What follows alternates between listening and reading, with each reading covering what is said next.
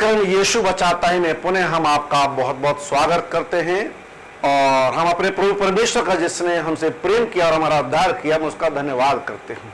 मेरा विश्वास है कि आज के संदेश के द्वारा निश्चय ही आप आत्मिकता को और आशीष को प्राप्त करने पाएंगे। तो आइए हम प्रभु के वचन से पढ़ते हैं यूहन्ना रचित सुसमाचार और उसका 13 अध्याय और 17 पद। प्रियो, यहां पर कुछ इस रीति से लिखा है, तुम ये बातें जानते हो और यदि उन पर चलो तो धन्य हो। ये बात खास तौर से आज उन लोगों के लिए है जो प्रभु के वचन का गहन अध्ययन करते हैं, वचन में बने रहते हैं, वचन की बातें करते हैं और बहुत वचन सुनते हैं। वचन वचन वचन वचन और प्रभु का वचन है और प्रभु का वचन जीवनदायी है। हम प्रभु के वचन का आदर करते हैं, लेकिन प्रिय बात यहीं तक रह जाए तो कुछ अधूरापन है। कुछ जानकार लोग इस प्रकार से बताते हैं, अरे जो शैतान है ना, शैतान जो प्रभु का विरोधी है, वचन का विरोधी है, उसे उत्पत्ति की पहली आयत से लेकर आखिरी आयत तक रटी पड़ी है। हमें एक अध्याय याद नहीं रहता, लेकिन प्रियो उसे पूरी बाइबल रटी तो पड़ी है, लेकिन उसे कोई सरोकार नहीं रखता, उसके अनुसार वो जीवन नहीं जीता, उसके अनुसार वो काम नहीं करता। इसीलिए जो प्रतिफल जो परमेश्वर से मिलना चाहिए कुछ भी नहीं मिलेगा। तुम ये बातें जानते तो हो, यदि उन पर चलो तो धन्य हो। हम प्रभु के वचन को केवल यहां पर रखे रहे और उनका हाथ पैरों से इस्तेमाल न करें, व्यवहार में अपने चाल चलन वैसा न जिए, तो यहां पर रखा जाना सब कुछ व्यर्थ हो जाएगा। हमने आपको कुछ अभी 2 शुक्रवार पहले आपको संदेश में बताया भी था, ऐसे लोग हैं कुछ जिन्होंने बाइबल के कई पुस्तकें रख ली हैं, कई अध्याय रख लिए हैं, अच्छी बात है, लेकिन और अच्छी बात जब हो जाए, इन बातों को जानते तो हो, लेकिन चलो तो मतलब उनको व्यवहार में लाओ, उन पर अमल करो तो धन्य हो। आप मेरे घर पर आते हैं, मैं आपसे पूछता हूं पानी पिएंगे, फिर थोड़ी देर पूछता हूं आप चाय पिएंगे, फिर थोड़ी देर बाद तो खाना खाएंगे, कुछ भी आपके सामने नहीं रखता हूं। संसार में एक मुहावरा इस्तेमाल होता है, प्रियो, संसार सहमत है लेकिन मेरा प्रभु और मेरा मसीह विश्वास सहमत नहीं। संसार में एक मुहावरा इस्तेमाल किया जाता है, भाई गुड़ ना दे तो गुड़ जैसी बातें जरूर दे, अच्छा ना करे तो अच्छी बातें तो करे आदमी। लेकिन प्रियो, मेरा मसीह विश्वास और यीशु मसीह इस कथन, इस मुहावरे, इस विचार के साथ बिल्कुल भी सहमत नहीं है। गुड़ चाहिए तो गुड़ चाहिए प्रियो, मुंह में मिठास गुड़ से आएगी, गुड़ जैसी बातों से नहीं आएगी। यह फर्क है संसार में, यह फर्क है दुनिया में और मेरे प्रभु में है। बहुत से ऐसे लोग मेरे यीशु मसीह को, बहुत से लोग गुड़ जैसी बातें देते रहते हैं, गुड़ नहीं देते। ये बातें तुम जानते तो हो प्रियो, बाइबल की जी के बढ़ाने के लिए प्रभु का वचन नहीं है। एक बहुत सुंदर पद आपको बता देना चाहता हूं, मत्ती रचित सुसमाचार उसका 7 अध्याय और उसके 24 से लेकर 27 तक आप पढ़ ली। वहां पर कुछ ऐसे लिखा है, इसलिए जो कोई मेरी ये बातें सुनकर मानता है उसे बुद्धिमान के समान ठहरेगा जिसने अपना घर चट्टान पर बनाया। प्रभु के वचन को लेकर 2 प्रकार के लोग होते हैं। एक वो लोग हैं जो बाइबल पढ़ते पढ़ते मनन करते करते रहते, दूसरों को सिखाते पढ़ाते रहते, लेकिन कभी उस वचन का जब परिस्थिति और जब समय आता है उसका इस्तेमाल नहीं करते हैं। हाँ, तो 2 प्रकार के लोग हैं। एक वो लोग हैं जो पढ़ते हैं, सुनते हैं और दूसरों को बताते और अमल नहीं करते। प्रियो, मुझे अधिकार नहीं, मेरा कहना ऐसा किसी को शोभा नहीं देगा, लेकिन प्रभु का वचन कहता है मूर्ख है वो व्यक्ति, घर तो बनाया लेकिन घर कहां बनाया? रेत पर बनाया उसने। प्रियो, यदि कभी आप समुद्र किनारे बीच पर गए हो, आपने वहां पर समुद्र के किनारे जब आप पानी पर खड़े होते हैं, आपने देखा होगा पानी आता है, पानी वापस जाता है। जब पानी वापस जाता है तो प्रियो, पैरों के नीचे से जो मिट्टी होती है वो खिसकने लगती है और बड़े डिसबैलेंस से अपने आप को फील करते हैं। वहां यदि कोई मकान बनाए प्रियो, कितना भी बढ़िया मकान बना ले, मकान सेफ नहीं है और हो सकता है कि आने वाली लहर बहुत बड़ी आए और मकान को ऐसे करके ले जाएगी। मूर्खता है उस रेत पर मकान बनाना। मकान बहुत अच्छा हो सकता है लेकिन जगह का चुनाव अच्छा नहीं है। वह आसानी से बन जाएगा लेकिन सेफ नहीं होगा।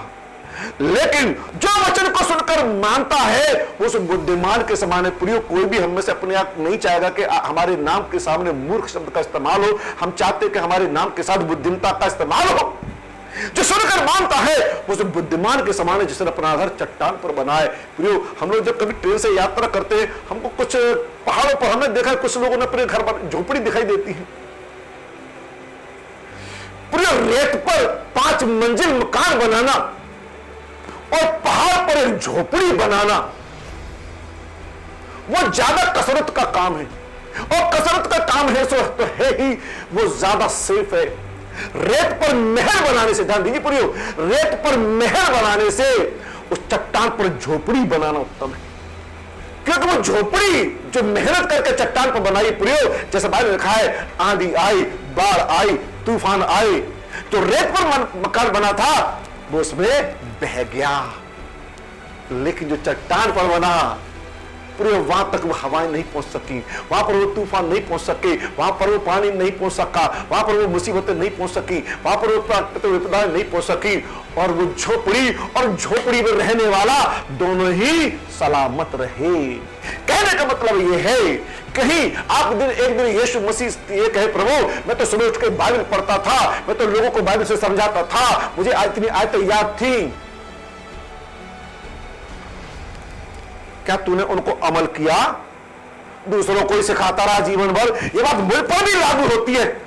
पूरे में एक व्यक्तिगत आपको एक बात बता देना चाहता हूं, बात ही व्यक्तिगत, आगे व्यक्तिगत नहीं रहेगी।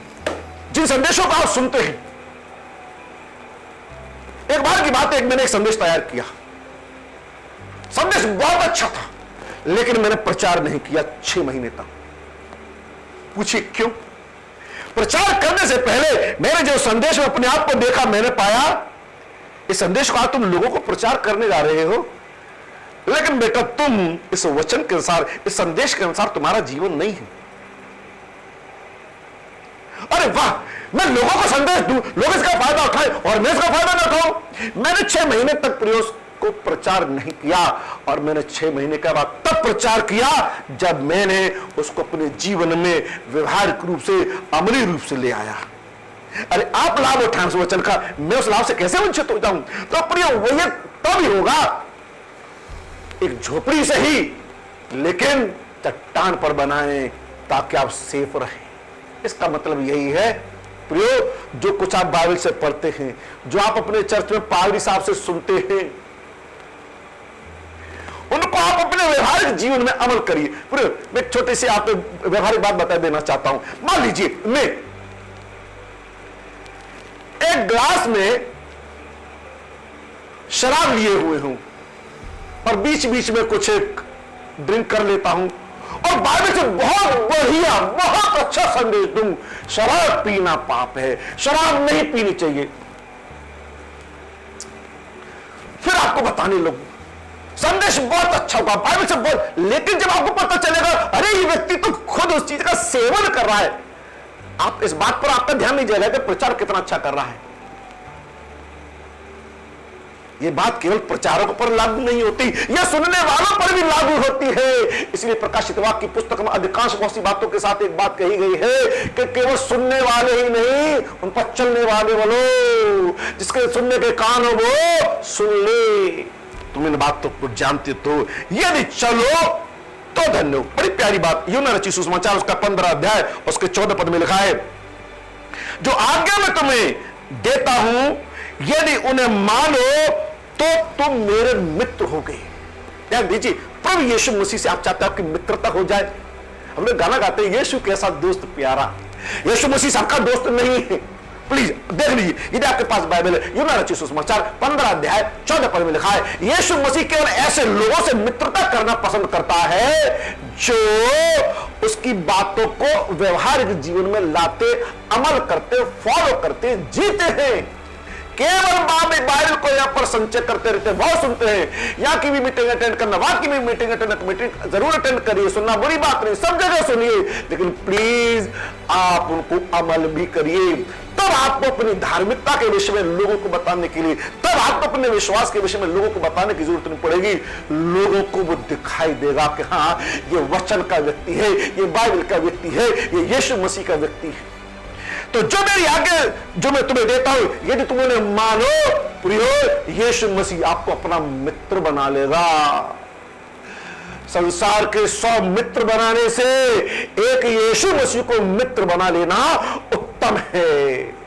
वो सदा की मित्रता आपके साथ रखेगा, उस मित्रता में आपके साथ कोई घाटा धोखा विश्वासघात नहीं होगा, और वो ऐसा दोस्त जो आपके लिए जान देता है। संसार के मित्रों की भी कुछ टर्म्स कंडीशन होती हैं, लेकिन मेरे यीशु मसीह की आपके साथ मित्रता बनाने की जो शर्त है वो ये है कि जो आप सुनते हैं आप उन आज्ञाओं को माने भी। इन बातों को तुम जानते तो हो, यदि चलो तो धन्य हो। फिलिप्पियों 4:9 में लिखा है, जो बातें तुमने मुझसे सीखी है यीशु मसीह से और ग्रहण की, नंबर 3 जो और सुनी और मुझ में देखी। प्रभु यीशु मसीह कहते हैं कि जो बातें तूने मुझसे सीखी, ग्रहण की, सुनी और देखी, लिखा उनका पालन किया करो, पालन किया करो, तब जो शांति का परमेश्वर है तुम्हारे संग रहेगा। क्या फायदा होगा बाइबल को अमल करने से? यीशु मसीह आपका मित्र बन जाएगा। आपने चट्टान पर मकान बनाया, आप बताएंगे दुनिया के मकान डूब जाएंगे, लेकिन आपका ईमान रूपी घर नहीं डूबेगा। तब शांति का परमेश्वर आपके साथ रहेगा। किसके साथ? जो प्रभु का वचन सुनते हैं उसको अमल भी करते हैं। प्रिय, मेरा आज आपसे बड़ा ही नम्रता पूर्वक एक आग्रह है, एक निवेदन है। मैं धन्यवाद करता हूं कि आप हमारे इस कार्यक्रम को देखते हैं। बहुत से ऐसे लोग हैं, किसी कारणवश वो चर्च नहीं जा पाते, किसी कारणवश वो बाइबल नहीं पढ़ पाते, और इस चैनल से लगभग सारे कार्यक्रम को देखते हैं। बहुत अच्छी बात है, लेकिन प्रिय मैं फिर कहूंगा ये बहुत अच्छी बात नहीं है। जिन कार्यक्रम को आप देखते हैं, वचनों को आप सुनते हैं, इनको आप अमल करिए, तब मैं दावे के साथ कह सकता हूं कि यह कार्यक्रम आपके लिए आशीष, आत्मिकता का और धार्मिकता का और भक्ति का और एक बहुत बड़े प्रतिफल का कारण बन जाएगा। टीवी पर बहुत से प्रोग्राम आते हैं, आप उन प्रोग्रामों की तरह केवल आप इन प्रोग्राम को देखते हैं, प्रियो, जिस प्रकार से और कार्यक्रमों से कोई लाभ नहीं होगा, इन कार्यक्रमों को भी देखने से कोई लाभ नहीं होगा यदि इनको अमल न करें। तुम इन बातों को जानते तो हो, लेकिन चलो तो धन्य हो। जब तक धन्य ना हो, जब तक सफल ना हो, सारा ये बाइबल का पढ़ना, प्रचार करना, सुनना, सुनाना सब कुछ बेकार हो जाएगा। याकूब की पुस्तक 1 अध्याय और 25 पद में कुछ इस रीति से लिखा है, जो व्यक्ति, ध्यान दीजिए मेहरबानी से, जो व्यक्ति स्वतंत्रता की सिद्ध इच्छा, सिद्ध व्यवस्था पर ध्यान करता रहता है, वह अपने काम में इसलिए आशीष पाएगा कि सुनकर भूलता नहीं, पर वैसा ही करता है। प्रिय, जो बाइबल के बहुत जानकार लोग हैं, पुराने समय में जब व्यवस्था थी, लोग उसको रट लेते थे ताकि कहीं उसके विरुद्ध चूक ना हो जाए। पुस्तकों को वो रट लेते थे एकदम, क्योंकि उन्हें पता था यदि व्यवस्था में कहीं किसी प्रकार से चूक हो गई तो उसका जो दंड है बहुत बड़ा है। परमेश्वर का क्रोध भड़क जाता था, श्राप आता था, दंड आता था, इसलिए उसको रट लिया करते थे।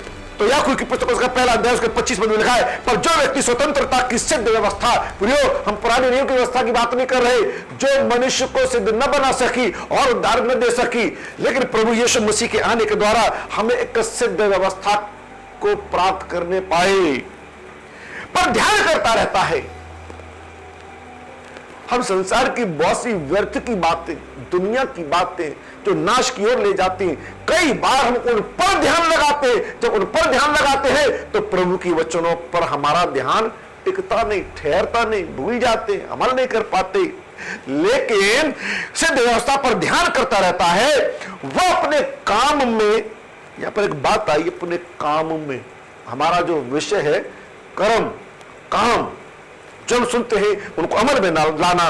तो सिद्ध व्यवस्था पर ध्यान करते रहता है, वह अपने काम में इसलिए आशीष पाएगा कि सुनकर भूलता नहीं, और आगे लिखा है पर वैसा ही काम भी करता रहता है। बाइबल के पढ़ने वाले आप जानते हैं, याकूब की पुस्तक में लिखा हुआ है कि कर्म बिना हमारा विश्वास मरा हुआ है। विश्वास बहुत अच्छा है, लेकिन जब उसको काम में लाने की बारी आती है, काम में लाने का समय आता है, या तो भूल जाते या चूक जाते, या उसके अनुसार न करके शरीर के अनुसार, मन के अनुसार, दिल के अनुसार, दुनिया के अनुसार कर जाते हैं, या जैसे आम लोग दुनिया के लोग करते वैसे ही करते हैं। अरे तो फिर क्या बाइबल के पढ़ने से, बाइबल के सुनने से और इस कार्यक्रम को देखने से कोई भी लाभ नहीं। आपका भी समय व्यर्थ ना जाए, मेरा भी चीखना चिल्लाना व्यर्थ ना जाए, और मेरे यीशु मसीह का जो क्रूज पर बलिदान दिया वो भी व्यर्थ ना जाए। इसलिए आप एक झोपड़ी से ही, लेकिन चट्टान पर बनाइए, बालू पर महल बनाने से कुछ भी लाभ नहीं होगा। तो सुनकर भूलता नहीं, पर वैसा ही वो करता है ताकि उसे उसका सही प्रतिफल मिल सके। बड़ी प्यारी बात आपको बता देना चाहता हूं, जो प्रभु यीशु मसीह ने कई लूका रचित सुसमाचार उसका 12 अध्याय उसके 43 और 44 पद में लिखा है, धन्य वो दास जिसे उसका स्वामी आकर वैसा ही करते पाए। एक स्वामी परदेश को जाते समय अपने दासों को कुछ काम दे गया था, तुम्हें ये करना, तुम्हें ये करना, तुम्हें ये करना है। बस दास सोचने लगे, अरे स्वामी आ जाएगा तो कर लेंगे, कुछ ने तो किया ही नहीं।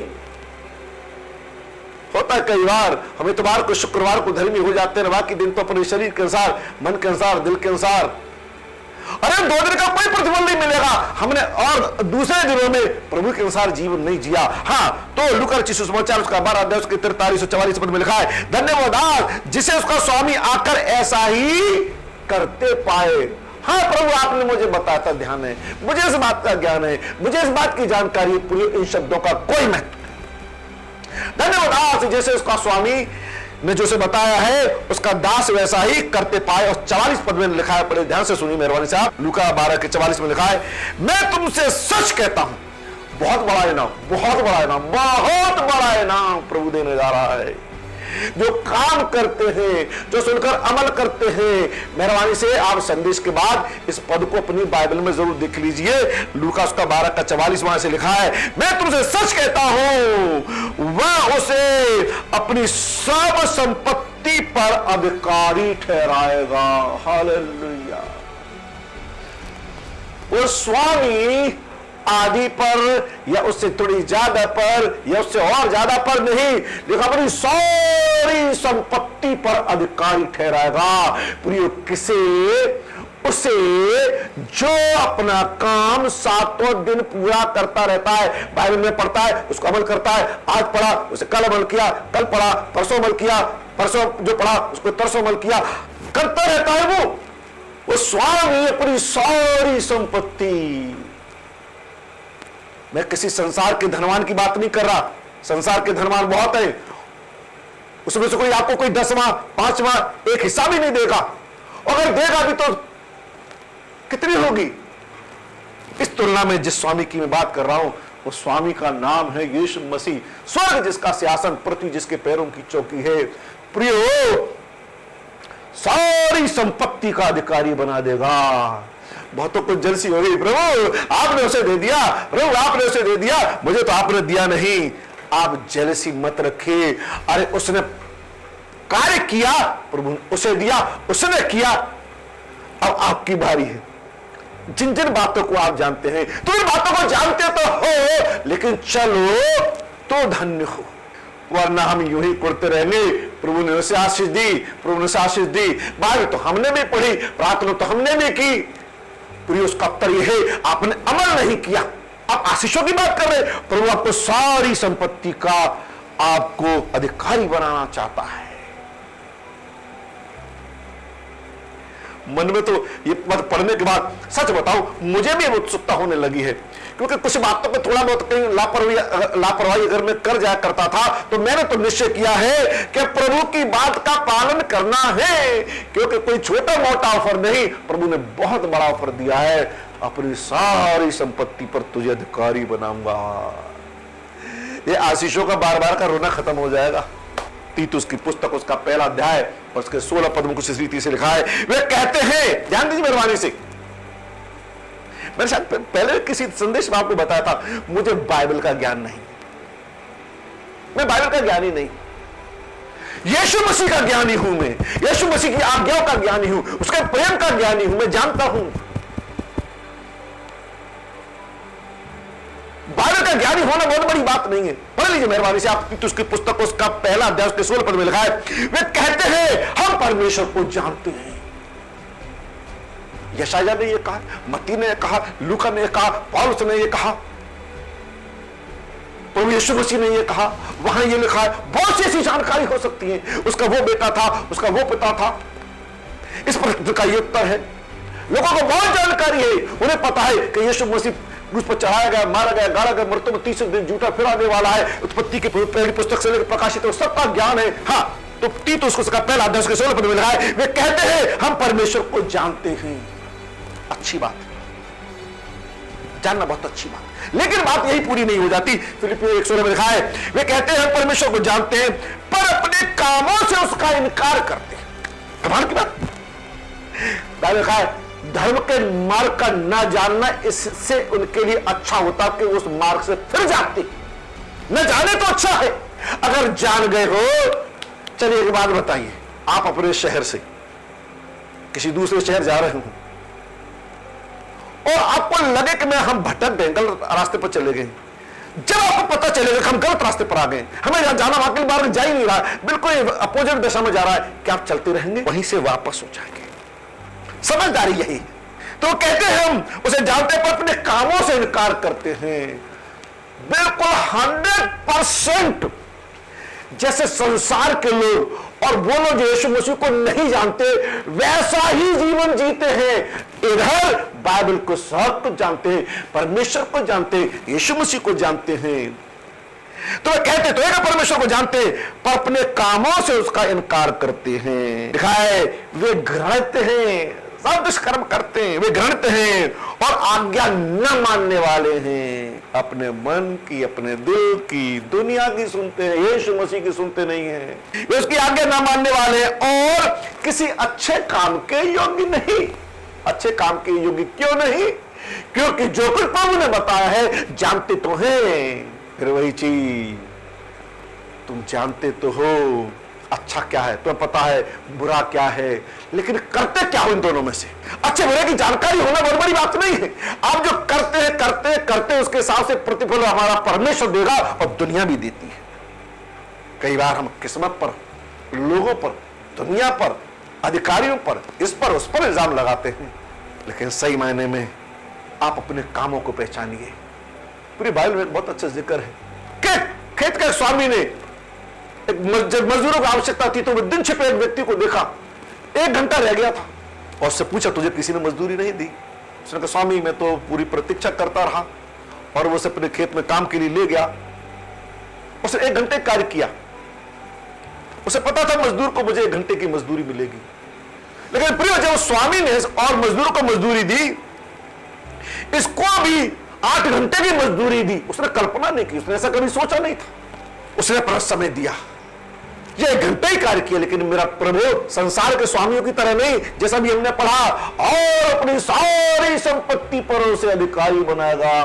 संसार का ऐसा कोई स्वामी नहीं, संसार का ऐसा कोई स्वामी नहीं कि 1 घंटे के कार्य की 8 घंटे की मजदूरी दे, लेकिन मेरा यीशु मसीह देता है 8 घंटे की जगह 1 घंटे भी काम किया है उसकी मजदूरी मेरा प्रभु पूरी की पूरी और पूरी देता है। लेकिन वही चीज काम करने वालों को मजदूरी मिलेगी। आपको पता है प्रभु यीशु मसीह ने किसे बुलाया अपने पास? किसे बुलाया?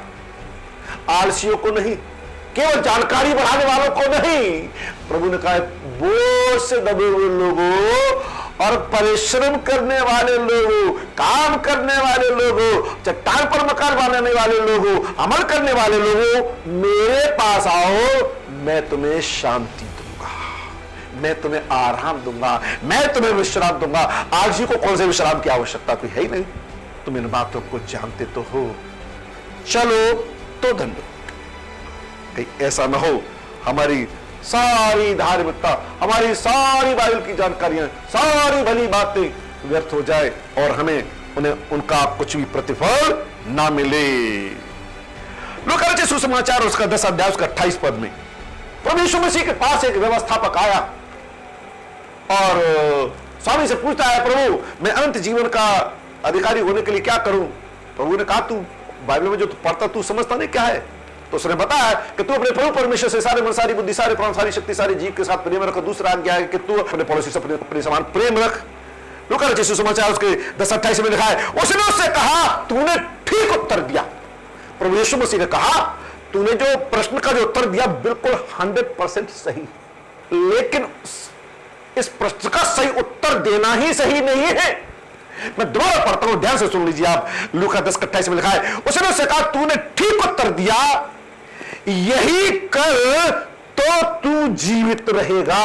जो तूने उत्तर दिया है ना, बिल्कुल ऐसा ही जीवन जी और ऐसा ही कर, तो तू युगानुयुग जीवन को प्राप्त करेगा, तो तू सदा की जिंदगी को प्राप्त करेगा, उस जीवन को प्राप्त करेगा जिसकी प्रतिज्ञा परमेश्वर ने अपने प्रेम करने वालों को दी है। या तुम हमें पता नहीं है, तुम प्रभु से कह देंगे, प्रभु तुम्हें तो पता ही नहीं।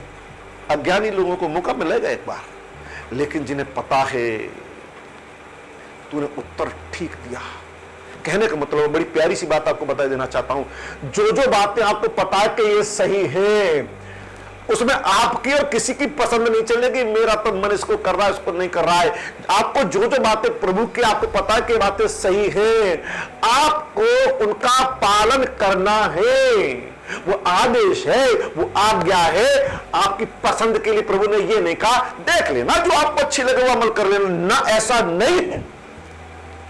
आदेश आदेश होता है। फिर आपको पता है, आर्मी के अंदर जब एक अधिकारी सिपाही को कोई आदेश देता है तो वो ये नहीं कहता देखूंगा, सोचूंगा, बताऊंगा, विचार करूंगा, मन नहीं कर रहा, नहीं, ऐसे नहीं करता, परंतु कहता यस सर। अरे जब संसार के अधिकारी के प्रति व्यक्ति ऐसा कर सकते हैं, तो मेरा प्रभु तो अधिकारियों का अधिकारी, प्रभु का प्रभु, राजाओं का राजा, स्वर्ग जिसका सिंहासन, पृथ्वी जिसके पैरों की चौकी, और उसकी हर एक आज्ञा में सदा का जीवन छिपा हुआ है। तभी तो प्रभु ने कहा, तूने ठीक उत्तर दिया, एकदम करेक्ट उत्तर। उत्तर में कोई घटना बढ़ाने वाली बात नहीं है, लेकिन यही कर तो तू जीवित रहेगा। अगर नहीं करेगा, ये जानकारियां तुझे नहीं बचा पाएंगी, ये ज्ञान, आत्मिक ज्ञान तुझे नहीं बचा पाएगा। और एक बार एक काम करिए, जहां भी आप नौकरी करते हैं, अब एक बार 30 दिन ड्यूटी पर मत जाइए, और जिस दिन सैलरी मिले उस दिन आप पहुंच जाइए। और फिर आप हमें जरूर बताइए कि आपको कितने पैसे मिले वहां पर।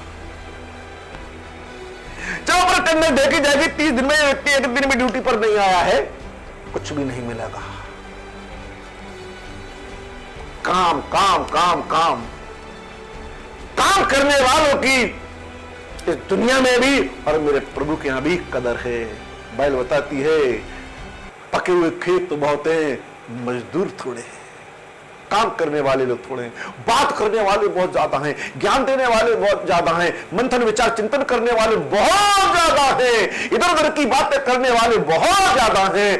अफसोस काम करने वाले थोड़े हैं, और मेरे प्रभु को काम करने वालों की आवश्यकता है। तुम इन बातों को जानते तो हो, चलो तो धन्य हो। अपने व्यक्तिगत तौर पर जो बाइबल पढ़ता हूं, मैं पैराग्राफ से ज्यादा बाइबल नहीं पढ़ता, उस पर मनन करता हूं, प्रभु इस वचन का प्रकाशन क्या है, और मुझे शक्ति दीजिए जो मैंने आपके इस वचन से सीखा है, इसे आज मैं अमल करूं। एक बाइबल से ऐसा बताकर आज के संदेश को पूरा करना चाहता हूं। पढ़ लीजिएगा आप अपने घर पर बाद में, मत्ती रचित सुसमाचार उसका 21 अध्याय उसके 28 पद से लेकर 32 पद तक। वहां पर दो भाइयों के विषय में जिक्र है। एक बार एक पिता ने अपने एक बेटे से कहा, बेटा जाओ खेत में काम करने जाओ। उसने कहा जी जाता हूं। बाहर जाकर वो खेत में काम करने नहीं गया। और एक बेटे से कहा, बेटा तुम भी जाओ खेत में काम करने, देखो भैया काम करने गया है। उसने कहा मैं नहीं जाऊंगा। लेकिन भाई में लिखा है 29 पद में, 21 के 29 में लिखा है, बाहर जाकर पछताया कि मैंने पिता से कार्य करने के लिए मना कर दिया है, लेकिन मुझे कार्य करना चाहिए। और उसने जाकर कार्य किया। एक ने कहा काम करने जाता हूं, लेकिन उसने कार्य किया नहीं। लेकिन एक ने मना कर दिया, लेकिन पछताया और जाकर काम किया। और शाम को जब पिता को पता चला था कि जिसने हाँ कहा था उसने तो किया नहीं, जिसने मना कर दिया उसने कार्य किया। प्रियो, बेशक मना कर दिया, कुछ समय के लिए पिता को तकलीफ हुई, लेकिन पिता ने उसे धन्य माना जिसने जो पछताया और खेत में जाकर काम किया। ठीक आज तक कार्य करने की, आज से कार्य करना शुरू कर दीजिए। आप समाज के लिए, देश के लिए, दुनिया के लिए, परिवार के लिए, अपने लिए बहुत कुछ कर लीजिए, कर लिया आप, लेकिन अब यीशु मसीह के लिए करके देख लीजिए। मैं यकीन दिलाता हूं बहुत बड़ा कार्य परमेश्वर आपके जीवन में करने जा रहा है। अपनी सारी संपत्ति का आपको अधिकारी बना देगा। प्रभु का अनुग्रह पर अधिकारी बहुत सा ऐसे हो जाएगा। आइए प्रार्थना करिए। पवित्र पवित्र पवित्र अति आदर और बहुत ही महिमा प्रशंसा की होगी प्रभु, आप सर्वशक्तिमान पिता परमेश्वर। मैं प्रार्थना करता हूं प्रभु, आज इन तमाम लोगों के लिए प्रभु, दुनिया जहान के लिए बहुत कुछ किया है, आज से अभी से आपके लिए कार्य करने वाले बन जाएं। इन्होंने अपने बाइबल पढ़ने के द्वारा, चर्च में पारी साहब के द्वारा संदेश सुनने के द्वारा बहुत कुछ सुना है प्रभु। इन्हें शक्ति दीजिए कि उनको अब अपने व्यवहारिक जीवन से, अपने चरित्र से प्रभु, अपने व्यवहार से करके सिद्ध कर दें, ताकि इनकी गिनती धन्य लोगों में शुमार हो सके। धन्यवाद पिता, विनती प्यारे प्रभु मसीह यीशु के नाम होकर मांगते हैं, आमीन।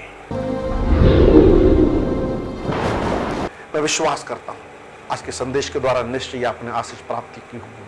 और मेरा फिर प्रभु में होकर आपसे आग्रह है, जिन जिन अच्छी बातों को प्रभु ने आपको सिखाया है, बताया है, सुना है, उनको अमल करना शुरू कर दीजिए। इसी हफ्ते परमेश्वर आपके जीवन में बहुत बड़ा कार्य करेगा, मैं यकीन दिलाता हूं पूरे विश्वास के साथ। यदि आप हमसे चाहते हैं हम आपके लिए प्रार्थना करें, नीचे दिए गए इस नंबर पर आप हमसे अवश्य ही कॉल करें, हम आपके लिए प्रार्थना करेंगे। और इस नंबर को आप अपने मोबाइल में आप सेव कर लीजिए, ताकि हम आपको व्हाट्सएप पर और भी बहुत से संदेशों को भेज सकें। फेसबुक पर, यूट्यूब पर, ट्विटर पर भी आप हमसे संपर्क कर सकते हैं। प्रभु यीशु मसीह आपको अधिकारी बहुत से आशीष।